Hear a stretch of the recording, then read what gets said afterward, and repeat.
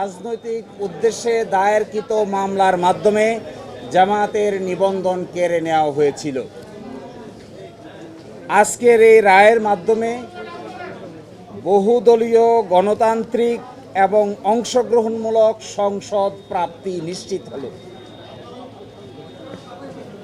আমরা আশা করি এই রায়ের পরে বাংলাদেশে সঠিক নির্বাচনের মাধ্যমে প্রাণবন্ত সংসদ গঠিত হবে।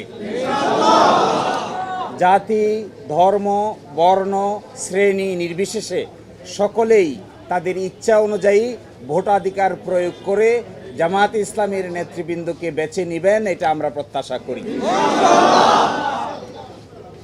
এবং আমরা এটাও প্রত্যাশা করি বাংলাদেশের আগামী সংসদে ইন্টারেস্টিং এবং কনস্ট্রাকটিভ বিতর্ক হবে, যার মাধ্যমে ডেমোক্রেসি একটি স্থায়ী রূপ লাভ করবে।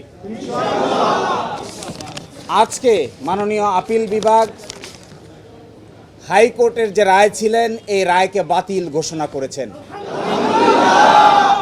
এবং ইলেকশন কমিশনকে নির্দেশনা দিয়েছেন বাংলাদেশ জামায়াতে ইসলামীর রেজিস্ট্রেশন এবং অন্য যে সকল ইস্যু ইলেকশন কমিশনের সামনে আছে বা আসবে সেগুলো যেন দ্রুতই নিষ্পত্তি করেন।